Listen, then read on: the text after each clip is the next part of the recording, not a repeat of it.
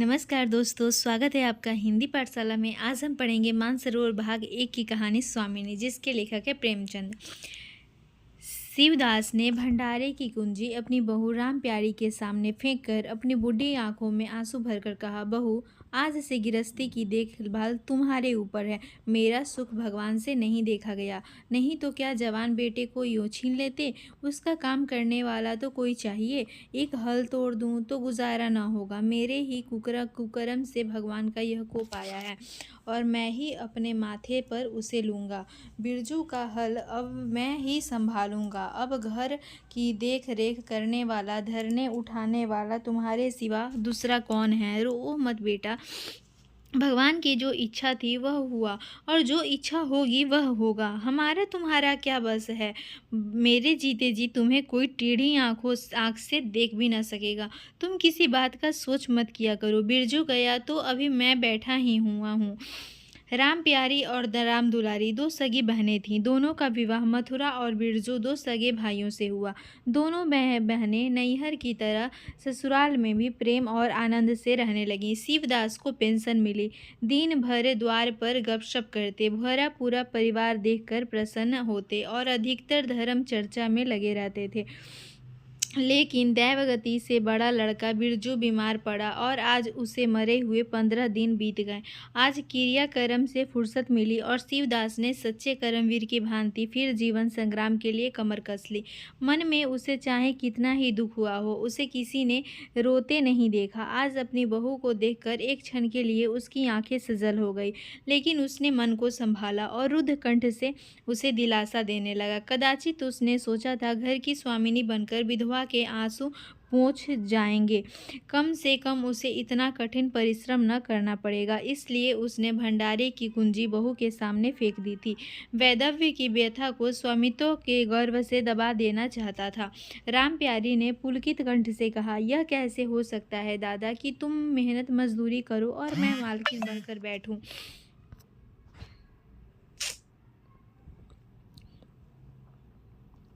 राम प्यारी ने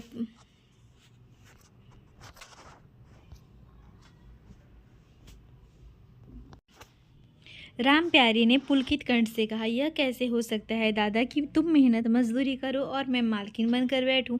काम धंधे में लगी रहूंगी तो मन बदला रहेगा, बैठे बैठे तो रोने के सिवा और कुछ न होगा। शिवदास ने समझाया, बेटा, दैवगति में तो किसी का बस नहीं। रोने धोने की हल्कानी के सिवा और क्या हाथ आएगा। घर में भी तो 20 काम है। कोई साधु संत आ जाए, कोई पाहुना ही आ जाए पहुँचे तो उनके सेवा सत्कार के लिए किसी को घर पर रहना ही पड़ेगा। बहू ने बहुत से हीले किए पर शिवदास ने एक न सुनी।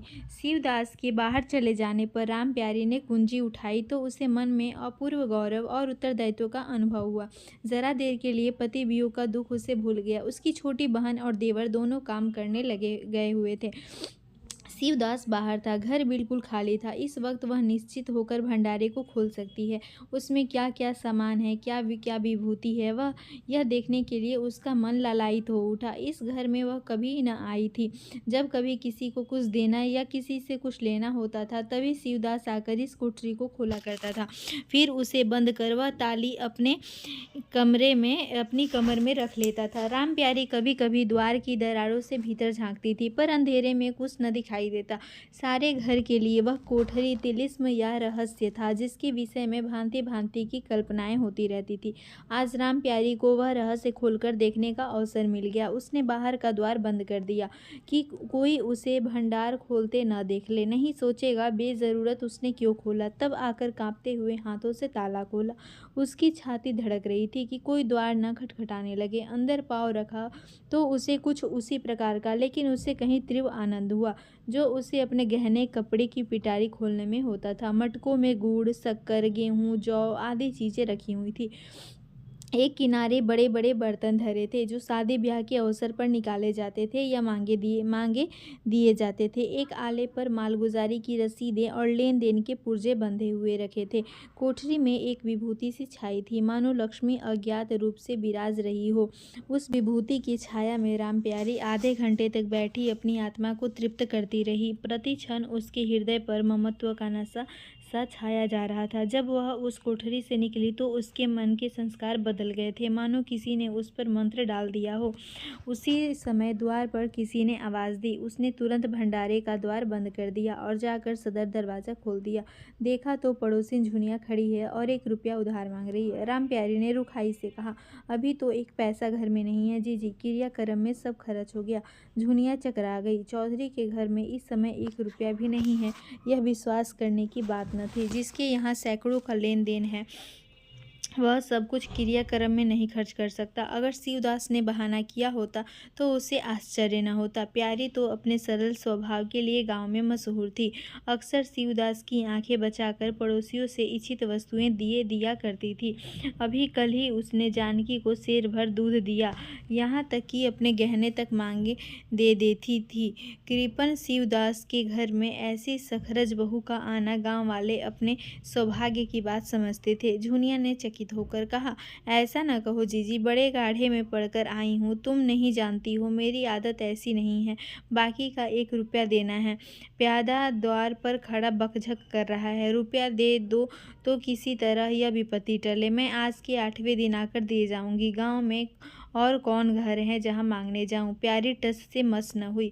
उसके जाते ही प्यारी सांझ के लिए रसोई पानी का इंतजाम करने लगी। पहले चावल दाल बिनना अपाढ़ लगता था और रसोई में जाना तो सूली पर चढ़ने से कम न था। कुछ देर बहनों में झाँव होती, तब शिवदास आकर कहते, क्या आज रसोई न बनेगी?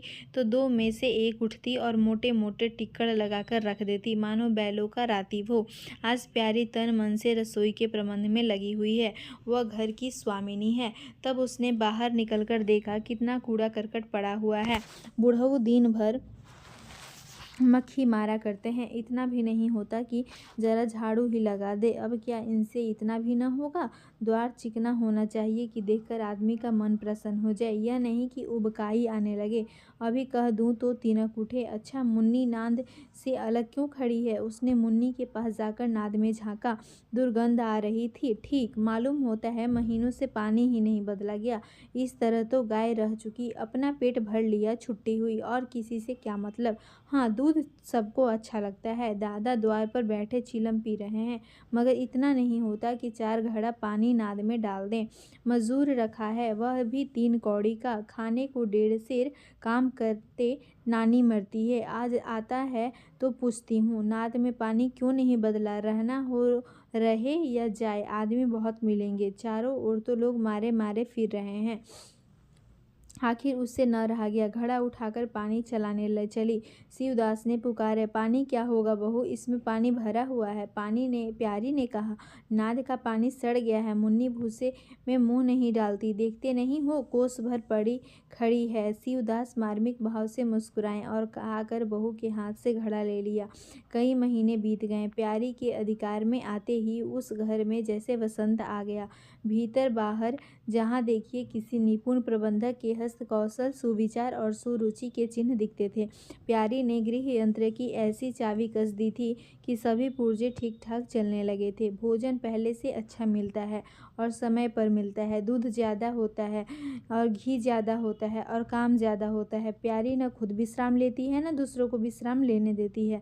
घर में ऐसी बरकत आई है कि जो चीज़ मांगो घर ही में निकल आती है। आदमी से लेकर जानवर तक सभी स्वस्थ दिखाई देते हैं।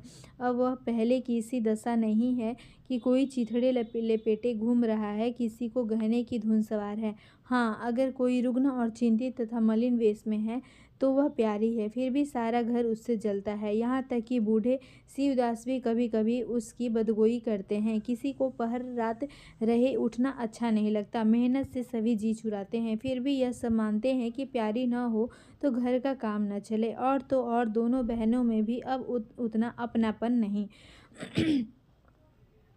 प्रातः काल का समय था। दुलारी ने हाथों के कड़े लाकर प्यारी के सामने पटक दिए और गुनाई हुई बोली, बल लेकर इसे भी भंडारे में बंद कर दे।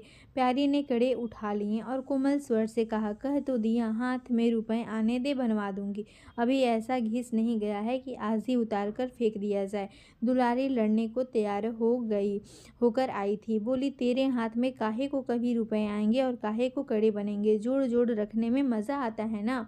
प्यारी ने हंसकर कहा, जोड़ जोड़ रखती हूँ तो तेरे लिए कि कोई मेरे मेरे कोई और बैठा हुआ है कि मैं सबसे ज़्यादा खा पहन लेती हूँ। मेरा अनंत कब का टूट पड़ा है। दुलारी, तुम न खाओ न पहनो, जस तो पाती हो। यहाँ खाने पहनने के सिवा और क्या है। मैं तुम्हारा हिसाब किताब नहीं जानती। मेरे कड़े आज बनने को भेज दो। प्यारी ने सरल विनोद के भाव से पूछा। रुपए न हो तो कहाँ से लाऊं। दुलारी ने उद्दंडता के साथ कहा। मुझे इससे कोई मतलब नहीं, मैं तो कड़े चाहती हूँ। इसी तरह घर के सब आदमी अपने अपने अवसर पर प्यारी को दो चार खोटी खरी सुना जाते थे और वह गरीब सबकी धौंस हंसकर सहती थी। स्वामिनी का यह धर्म है कि सबकी धौंस सुन ले और करे वही जिसमें घर का कल्याण हो। स्वामित्व के कवच पर धौंस, ताने, धमकी किसी का असर न होता। उसकी स्वामिनी की कल्पना इन आघातों से और भी स्वस्थ होती थी। वह गृहस्थी की संचालिका है। सभी अपने अपने दुख उसके के सामने रोते हैं, पर जो कुछ वह करती है वही होता है। इतना उसे प्रसन्न करने के लिए काफ़ी था। गांव में प्यारी की सराहना होती थी। अभी उम्र ही क्या है, लेकिन सारे घर को संभाले हुए है। चाहती तो सगाई करके चैन से रहती, इस घर के पीछे अपने को मिटाई देती है। कभी किसी से हंसती बोलती भी नहीं, कि जैसे काया पलट हो गई। कई दिन बाद दुलारी के कड़े बनकर आ गए। प्यारी खुद सुनार के घर दौड़ दौड़ गई। संध्या हो गई थी। दुलारी और मथुरा हाट से लौटे। प्यारी ने नए कड़े दुलारी को दिए। दुलारी निहाल हो गई। चटपट कड़े पहन और दौड़ी हुई बरौठे में जाकर मथुरा को दिखाने लगी। प्यारी बरौठे के द्वार पर छिपी खड़ी यह दृश्य देखने लगी। उसकी आंखें सजल हो गई। दुलारी उससे कुल 3 ही साल छोटी है, पर दोनों में कितना अंतर है। उसकी आंखें मानो उस दृश्य पर जम गई। दंपति का वह सरल आनंद, उनका प्रेमालिंगन, उनकी मुग्ध मुद्रा प्यारी की टकटकी सी बंध गई। यहाँ तक कि दीपक के धुंधले प्रकाश में वे दोनों उसकी नज़रों से गायब हो गए और अपने ही अतीत जीवन की एक लीला आंखों के सामने बार बार नए नए रूप में आने लगी। सहसा शिवदास ने पुकारा, बड़ी बहू, एक पैसा दो, तम्बाकू मंगवाऊं। प्यारी की समाधि टूट गई। आंसू पोंछते हुई भंडारे में पैसा लेने चली गई। एक एक करके प्यारी के गहने उसके हाथ से निकलते जाते थे। वह चाहती थी मेरा घर गांव में सबसे संपन्न समझा जाए और इस महत्वाकांक्षा का मूल्य देना पड़ता था। कभी घर की मरम्मत के लिए और कभी बैलों की नई गोई खरीदने के लिए, कभी नातेदारों के व्यवहारों के लिए, कभी बीमारी की दवा दारू के लिए रुपए की ज़रूरत पड़ती रहती थी। और जब बहुत कतर ब्योंत करने पर भी काम न चलता तो वह अपनी कोई न कोई चीज़ निकाल देती और चीज़ एक बार हाथ से निकल कर फिर न लौटती थी। वह चाहती तो इनमें से कितने ही खर्चों को टाल जाती, पर जहाँ इज्जत की बात आ पड़ती थी वह दिल खोलकर खर्च करती। अगर गांव में हेठी हो गई तो क्या बात रही, लोग उसी का नाम तो धरेंगे। दुलारी के पास भी गहने थे, दो एक चीज़ मथुरा के पास भी थी, लेकिन प्यारी उनकी चीज़ें न छूती। उनके खाने पहनने के दिन है, वे इस जंजाल में क्यों फंसे। दुलारी को लड़का हुआ तो प्यारी ने धूम से जन्मोत्सव मनाने का प्रस्ताव किया। शिवदास ने विरोध किया। क्या फ़ायदा, जब भगवान की दया से सगाई ब्याह के दिन आएंगे तो धूमधाम कर लेना। प्यारी का हौसलों से भरा दिल भला क्यों मानता। बोली, कैसी बातें करते हो दादा, पहलौठे लड़के के लिए भी धूमधाम न हुई तो कब होगी। मन तो नहीं मानता, फिर दुनिया क्या कहेगी। नाम बड़े दर्शन थोड़े। मैं तुमसे कुछ नहीं मांगती, अपना सारा सरंजाम कर लूँगी। गहनों के माथे जाएगी और क्या। शिवदास ने चिंतित होकर कहा। इस तरह एक दिन धागा भी न बचेगा। कितना समझाया, बेटा भाई भौजाई किसी के नहीं होते। अपने पास दो चीज़ें रहेगी तो सब मुंह जोहेंगे, नहीं कोई सीधे बात भी न करेगा। प्यारी ने ऐसा मुंह बनाया मानो वह ऐसी बूढ़ी बातें बहुत सुन चुकी है और बोली, जो अपने हैं वे भी न पूछे तो भी अपने ही रहते हैं। मेरा धर्म मेरे साथ है, उनका धर्म उनके साथ है। मर जाऊंगी तो क्या छाती पर ले जाऊंगी। धूमधाम से जन्मोत्सव मनाया गया। बरही के दिन सारी बिरादरी का भोज हुआ। लोग खा पी कर चले गए। प्यारी दिन भर की थकी मांदी आंगन में एक टाट का टुकड़ा बिछाकर कमर सीधी करने लगी। आंखें झपक गई। मथुरा उसी वक्त घर में आया। नवजात पुत्र को देखने के लिए उसका चित्त व्याकुल हो रहा था। दुलारी सौर गृह से निकल चुकी थी। गर्भावस्था में उसकी देह छिन्न हो गई थी, मुंह भी उतर गया था, पर आज स्वस्थता की लालिमा मुख पर छाई हुई थी। सौर के संयम और पौष्टिक भोजन ने देह को चिकना कर दिया था। मथुरा उसे आंगन में देखते ही समीप आ गया और एक बार प्यारी की ओर ताककर उसके निद्रा मग्न होने का निश्चय करके उसने शिशु को गोद में ले लिया और उसका मुंह चूमने लगा। आहट पाकर प्यारी की आंखें खुल गई, पर उसने नींद का बहाना किया और अधखुली आंखों से यह आनंद क्रीड़ा देखने लगी। माता और पिता दोनों बारी बारी से बालक को चूमते, गले लगाते और उसके मुंह को निहारते थे। कितना स्वर्गीय आनंद था। प्यारी की तृषित लालसा एक क्षण के लिए स्वामिनी को भूल गई। जैसे लगाम से मुखबद्ध बोझ से लदा हुआ हाँकने वाले के चाबुक से पीड़ित दौड़ते दौड़ते बेदम तुरंग हिनहिनाने की आवाज़ सुनकर कनौतिया खड़ी कर लेता है और परिस्थिति को भूलकर एक दबी हुई हिनहिनाहट से उसका जवाब देता है। कुछ वही दशा प्यारी की हुई। उसका मातृत्व जो पिंजरे में बंद मुख निश्चेष्ट पड़ा हुआ था, समीप से आने वाली मातृत्व की चहकार सुनकर जैसे जाग पड़ा और चिंताओं के उस पिंजरे से निकलने के लिए पंख फड़फड़ाने लगा। मथुरा ने कहा, यह मेरा लड़का है। दुलारी ने बालक को गोद में चिपटाकर कहा, हाँ क्यों नहीं, तुम ही ने तो 9 महीने पेट में रखा है। सांसद तो मेरी हुई, बाप कहलाने के लिए तुम कूद पड़े। मथुरा, मेरा लड़का न होता तो मेरी सूरत का क्यों होता? चेहरा मोहरा रंग रूप सब मेरा ही सा है कि नहीं? दुलारी, इससे क्या होता है? बीज बनिए के घर से आता है, खेत किसान का होता है, उपज बनिए की नहीं होती, किसान की होती है। मथुरा, बातों में तुमसे कोई न जीतेगा। मेरा लड़का बड़ा हो जाएगा तो मैं द्वार पर बैठकर मज़े से हुक्का पिया करूँगा। दुलारी, मेरा लड़का पढ़े लिखेगा, कोई बड़ा हुद्दा बनेगा, तुम्हारी तरह दिन भर बैल के पीछे न चलेगा। मालकिन से कहना है कल एक पालना बनवा दे। मथुरा, अब बहुत सवेरे न उठा करना और छाती फाड़कर काम भी न करना। दुलारी, यह महारानी जीने देगी? मथुरा, मुझे तो बेचारी पर दया आती है। उसके कौन बैठा हुआ है, हम ही लोगों के लिए मरती है। भैया होते तो अब तक 2-3 बच्चों की माँ हो गई होती।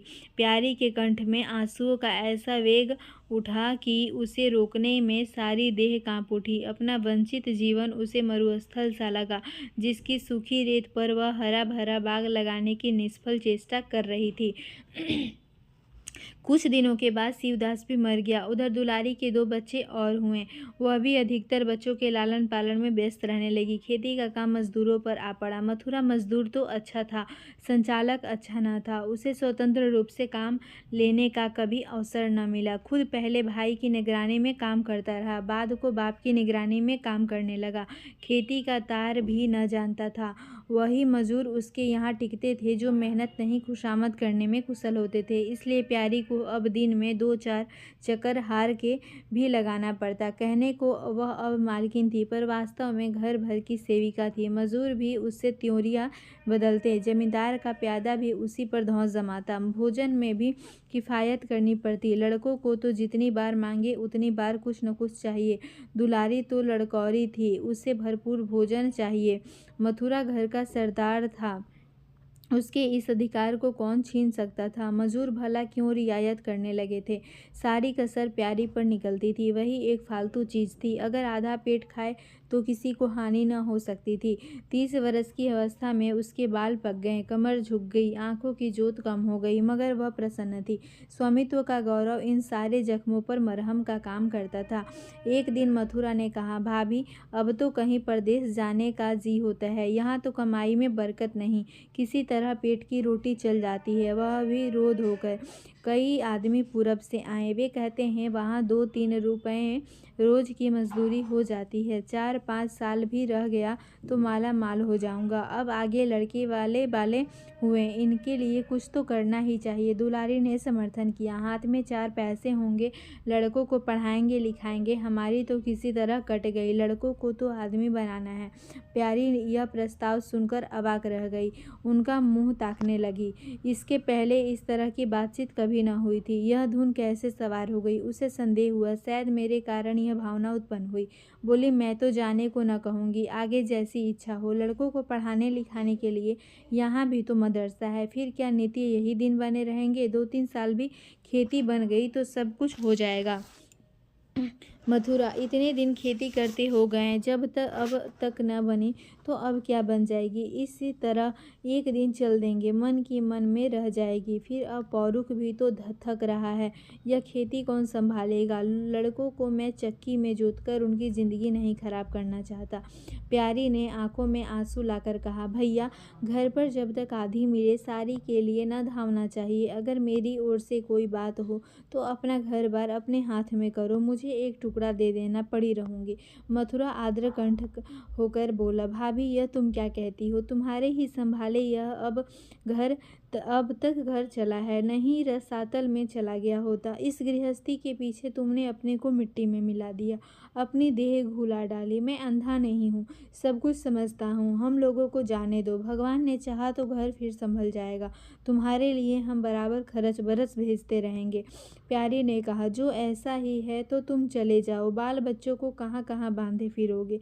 दुलारी बोली, यह कैसे हो सकता है बहन, यहाँ देहात में लड़के क्या पढ़ेंगे लिखेंगे। बच्चों के बिना इनका जी भी वहाँ न लगेगा। दौड़ दौड़ कर घर आएंगे और सारी कमाई रेल खा जाएगी। परदेश में अकेले जितना खर्चा होगा उतने में सारा घर आराम से रहेगा। प्यारी बोली, मैं यहाँ रहकर क्या करूँगी, मुझे भी लेते चलो। दुलारी उसे साथ ले जाने को तैयार न थी, कुछ दिन जीवन का आनंद उठाना चाहती थी। अगर परदेश में भी यह बंधन रहा तो जाने से क्या फायदा ही क्या। बोली, बहन, तुम चलती तो क्या बात थी, लेकिन फिर यहाँ का कारोबार तो चौपट हो जाएगा। तुम तो कुछ न कुछ देखभाल करती ही रहोगी। प्रस्थान की तिथि के एक दिन पहले ही राम प्यारी ने रात भर जाकर हलवा और पूरियाँ पकाई। जब से इस घर में आई, कभी एक दिन के लिए अकेले रहने का अवसर नहीं आया। दोनों बहनें सदा साथ रहीं। आज उस भयंकर अवसर को सामने आते देखकर प्यारी का दिल बैठा जाता था। वह देखती थी मथुरा प्रसन्न है, बाल वृंद यात्रा के आनंद में खाना पीना तक भूले हुए हैं, तो उसके जी में आता वह भी इसी भांति निर्द्वंद रहे, मोह और ममता को पैरों से कुचल डाले। किंतु वह ममता जिस खद्दल को खा खाकर पली थी, उसे अपने सामने से हटाए जाते देखकर क्षुब्ध होने से न रुकती थी। दुलारी तो इस तरह निश्चिंत होकर बैठी थी मानो कोई मेला देखने जा रही हो है। नई नई चीज़ों को देखने, नई दुनिया में विचरने की उत्सुकता ने उसे क्रिया शून्य कर दिया था। प्यारी के सिरे सारे प्रबंध का भार था। धोबी के घर से सब कपड़े आए हैं या नहीं, कौन कौन से बर्तन साथ जाएंगे, सफ़र खर्च के लिए कितने रुपए की ज़रूरत होगी। एक बच्चे को खांसी आ रही थी, दूसरे को कई दिन से दस्त आ रहे थे। उन दोनों की औषधियों को पीसना कूटना आदि सैकड़ों ही काम व्यस्त किए हुए थे। लड़कोरी न होकर भी वह बच्चों के लालन पोषण में दुलारी से कुशल थी। देखो, बच्चों को बहुत मारना पीटना मत, मारने से बच्चे जिद्दी या बेहया हो जाते हैं। बच्चों के साथ आदमी को बच्चा बन जाना पड़ता है। जो तुम चाहो कि हम आराम से पड़े रहें और बच्चे चुपचाप बैठे रहें, हाथ पैर न हिलाएं, तो यह हो नहीं सकता। बच्चे तो स्वभाव के चंचल होते हैं, उन्हें किसी न किसी काम में फंसाए रखो। धेले का खिलौना 1000 घुड़कियों से बढ़कर होता है। दुलारी इन उपदेशों को इस तरह बेमन होकर सुनती थी मानो कोई सनक कर बक रहा हो। विदाई का दिन प्यारी के लिए परीक्षा का दिन था। उसके जी में आता था कहीं चली जाए, जिससे में वह दृश्य देखना न पड़े। हाँ, घड़ी भर में यह घर सूना हो जाएगा। वह दिन घर में अकेली पड़ी रहेगी, किससे हंसेगी बोलेगी, यह सोचकर उसका हृदय कांप जाता था। ज्यों ज्यों समय निकट आता था उसकी वृत्तियाँ शिथिल होती जाती थी। वह कोई काम करते करते जैसे खो जाती थी और अपलक नेत्रों से किसी वस्तु को ताकने लगती। कभी अवसर पाकर एकांत में जाकर थोड़ा सा रो आती थी। मन को समझा रही थी, यह लोग अपने होते तो क्या इस तरह चले जाते। यह तो मानने का नाता है, किसी पर कोई ज़बरदस्ती है। दूसरों के लिए कितना ही मरो तो भी अपने नहीं होते। पानी तेल में कितना ही मिले पर भी फिर भी अलग ही रहेगा। बच्चे नए नए कुर्ते पहने नवाब बने घूम रहे थे। प्यारी उन्हें प्यार करने के लिए गोद लेना चाहती तो रोने का सा मुंह बनाकर छुड़ाकर भाग जाते। वह क्या जानती थी कि ऐसे अवसर पर बहुधा अपने बच्चे भी निष्ठुर हो जाते हैं। 10 बजते बजते द्वार पर बैलगाड़ी आ गई। लड़के पहले ही उस पर जा बैठे। गांव के कितने स्त्री पुरुष मिलने आए। प्यारी को इस समय उनका आना बुरा लग रहा था। वह दुलारी से थोड़ी देर एकांत गले मिलकर रोना चाहती थी। मथुरा से हाथ जोड़कर कहना चाहती थी, मेरी खोज खबर लेते रहना, तुम्हारे सिवा मेरा संसार में कौन है। लेकिन इस भब्बड़ में उसको इन बातों का मौका न मिला। मथुरा और दुलारी दोनों गाड़ी में जा बैठे और प्यारी द्वार पर रोती खड़ी रह गई। वह इतनी विह्वल थी कि गांव के बाहर तक पहुंचाने की भी उसे सुधि न रही। कई दिन तक प्यारी मूर्छित सी पड़ी रही। न घर से निकली, न चूल्हा जलाया, न हाथ मुंह धोया। उसका हलवाहा जोखू बार बार आकर कहता, मालकिन उठो, मुंह हाथ धो, कुछ खाओ पियो, कब तक इस तरह पड़ी रहोगी। इस तरह की तसल्ली गांव की और स्त्रियां भी देती थी, पर उनकी तसल्ली में भी एक प्रकार की ईर्ष्या का भाव छिपा हुआ जान पड़ता था। जोखू के स्वर में सच्ची सहानुभूति झलकती थी। जोखू कामचोर, बातूनी और नशेबाज था। प्यारी उसे बराबर डांटती रहती थी।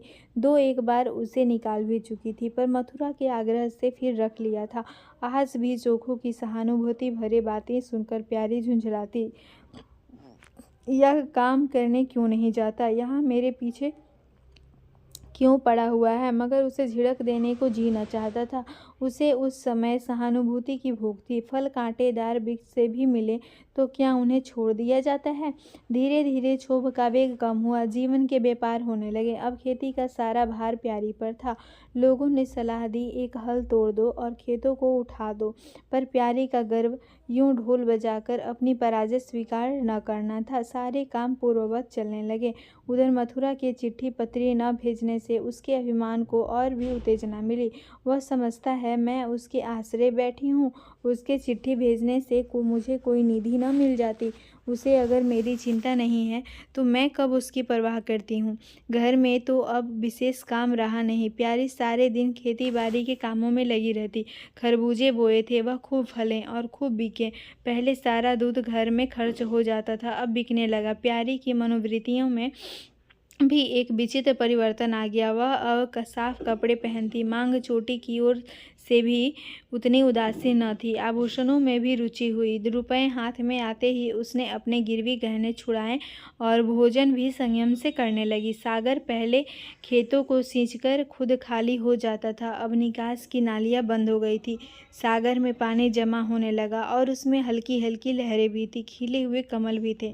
एक दिन जोखू हार से लौटा तो अंधेरा हो गया था। प्यारी ने पूछा, अब तक वहाँ क्या करता रहा। जोखू ने कहा, 4 क्यारियां बच रही थी, मैंने सोचा 10 मोट और खींच दूं, कल का झंझट कौन रखे। जोखू अब कुछ दिनों से काम में मन लगाने लगा है। जब तक मालिक उसके सिर पर सवार रहते थे वह हीले बहाने करता था, अब सब कुछ उसके हाथ में था। प्यारी सारे दिन हार में थोड़ी ही रह सकती थी, इसलिए अब उसमें जिम्मेदारी आ गई थी। प्यारी ने लोटे का पानी रखते हुए कहा, अच्छा हाथ मुंह धो डालो, आदमी जान रख कर काम करता है, हाय हाय करने से कुछ नहीं होता। खेत आज न होते कल होते, क्या जल्दी थी। जोखू ने समझाया, प्यारी बिगड़ रही है। उसने तो अपनी समझ में कारगुजारी की थी और समझा था तारीफ होगी। यहाँ आलोचना हुई। चिढ़कर बोला, मालकिन दाहिने बाएं दोनों ओर चलती हो, जो बात नहीं समझती हो उसमें क्यों कूदती हो। कल के लिए तो ऊंचवा के खेत पड़े सूख रहे हैं, आज बड़ी मुश्किल से कुआं खाली हुआ था। सवेरे में पहुँचता तो कोई और आकर न छेक लेता, फिर अठवारे तक राह देखनी पड़ती, तक तो सारे ऊख विदा हो जाती। प्यारी उसकी सरलता पर हंसकर बोली, अरे तो मैं तुझे कुछ कह थोड़ी रही हूँ पागल, मैं तो कहती हूँ कि जान रखकर काम कर, कहीं बीमार पड़ गया तो लेने के देने पड़ जाएंगे। जोखू, कौन बीमार पड़ जाएगा। मैं 20 साल से मैं कभी भी सिर तक तो दुखा नहीं, आगे की नहीं जानता, कहो रात भर काम करता रहूं। प्यारी, मैं क्या जानूं, तुम ही अंतरे दिन बैठे रहते थे और पूछा जाता था तो कहते थे जुर आ गया था, पेट में दर्द था। जोखू झेंपता हुआ बोला, वह बातें जब थी जब मालिक लोग चाहते थे कि इसे पीस डाले, अब तो जानता हूँ मेरे ही माथे है, मैं न करूँगा तो सब चौपट हो जाएगा। प्यारी, मैं क्या देखभाल नहीं करती। जोखू, तुम बहुत करोगी, 2 बेर चली जाओगी, सारे दिन तुम वहाँ बैठी नहीं रह सकती। प्यारी को उसके निष्कपट व्यवहार ने मुग्ध कर दिया। बोली, तो इतनी रात गए चूल्हा जलाओगे? कोई सगाई क्यों नहीं कर लेते? जोखू ने मुंह धोते हुए कहा, तुम भी खूब कहती हो मालकिन। अपने पेट भर को तो होता नहीं सगाई कर लूं। 1.25 सेर खाता हूँ, 1 जून पूरा 1.25 सेर। दोनों जून के लिए 2 सेर चाहिए। प्यारी, अच्छा आज मेरी रसोई में खाओ, देखूं कितना खाते हो। जोखू ने पुलकित होकर कहा, नहीं मालकिन, तुम बनाते बनाते थक जाओगी। हाँ, आध सेर के 2 रोटा बनाकर खिला दो तो खा लूँ। मैं तो यही करता हूँ, बस आटा सानकर 2 लिट्ट बनाता हूँ और उपले पर सेक लेता हूँ। कभी मट्ठे से, कभी नमक से, कभी प्याज से खा लेता हूँ और आकर पड़ रहता हूँ। प्यारी, मैं तुम्हें आज फुलके खिलाऊंगी। जोखू, तब तो सारी रात खाते ही बीत जाएगी। प्यारी, बको मत, चटपट आकर बैठ जाओ। जोखू, जरा बैलों को सानी पानी देता जाऊं तो बैठूं। जोखू और प्यारी में ठनी हुई थी। प्यारी ने कहा, मैं कहती हूँ धान रोपने की कोई ज़रूरत नहीं। झड़ी लग जाए तो खेत डूब जाए, बरखा बंद हो जाए तो खेत सूख जाए। ज्वार बाजरा सन अरहर सब तो है, धान ना सही। जोखू ने अपने विशाल कंधे पर फावड़ा रखते हुए कहा, जब सबका होगा तो मेरा भी होगा, सबका डूब जाएगा तो मेरा भी डूब जाएगा। मैं क्यों किसी से पीछे रहूं? बाबा के ज़माने में 5 बीघा से कम नहीं रोपा जाता था। बिरजू भैया ने उसमें 1-2 बीघे और बढ़ा दिए। मथुरा ने भी थोड़ा बहुत हर साल रोपा, तो मैं क्या सबसे गया बीता हूँ? मैं 5 बीघे से कम न लगाऊंगा। तब घर में 2 जवान काम करने वाले थे, मैं अकेला उन दोनों के बराबर खाता हूँ। दोनों के बराबर काम क्यों न करूँगा? चल झूठा कहीं का, कहते थे 2 सेर खाता हूँ, 4 सेर खाता हूँ, आध सेर में रह गए। एक दिन तौलो तब मालूम हो। तौला है बड़े खाने वाले। मैं कहे देती हूँ धान न रोपो, मजूर मिलेंगे नहीं, अकेले हलकान होना पड़ेगा। तुम्हारी बला से मैं ही हलकान होऊंगा ना, यह देह किस दिन काम आएगी। प्यारी ने उसके कंधे पर से फावड़ा ले लिया और बोली, तुम पहर रात से पहर रात तक एक ताल में रहोगे, अकेले मेरा जी उबेगा। जोखू को उबने का अनुभव न था। कोई काम न हो तो आदमी पड़कर सो रहे, जी क्यों उबे? बोला, जी उबे तो सो रहना, मैं घर रहूँगा तब तो और जी उबेगा। मैं खाली बैठता हूँ तो बार बार खाने की सुस्ती है, बातों में देर हो रही है और बादल घिरे आते हैं। प्यारी ने कहा, अच्छा कल से जाना, आज बैठो। जोखू ने मानो बंधन में पड़कर कहा, अच्छा बैठ गया, कहो क्या कहती हो। प्यारी ने विनोद करते हुए पूछा, कहना क्या है? मैं तुमसे पूछती हूँ, अपनी सगाई क्यों नहीं कर लेते? अकेले मरती हूँ तब 1 से 2 हो जाऊंगी। जोखू शर्माता हुआ बोला, तुमने फिर वही बेबात की बात छेड़ दी। मालकिन, किससे सगाई कर लूँ यहाँ? ऐसी मेहरिया लेकर क्या करूँगा जो गहनों के लिए मेरी जान खाती रहे? प्यारी, यह तो तुमने बड़ी कड़ी शर्त लगाई। ऐसी औरत कहाँ मिलेगी जो गहने भी न चाहे? जोखू, यह मैं थोड़े ही कहता हूँ कि वह गहने न चाहे, हाँ मेरी जान न खाए। तुमने तो कभी गहनों के लिए हठ न किया, बल्कि अपने सारे गहने दूसरों के ऊपर लगा दिए। प्यारी के कपोलों पर हल्का सा रंग आ गया। बोली, अच्छा और क्या चाहते हो? जोखू, मैं कहने लगूंगा तो बिगड़ जाओगी। प्यारी की आंखों में लज्जा की एक रेखा नजर आई। बोली, बिगड़ने की क्या बात, कहोगे तो जरूर बिगड़ूंगी।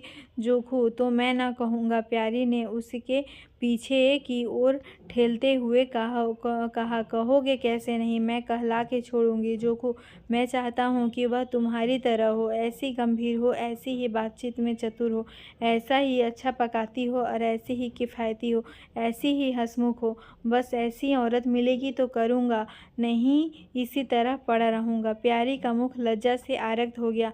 उसने पीछे हट कर कहा, तुम बड़े नटखट हो। हंसी हंसी में सब कुछ कह गए। अगर आपको ये कहानी पसंद आए तो चैनल को लाइक, शेयर और सब्सक्राइब ज़रूर करें। धन्यवाद।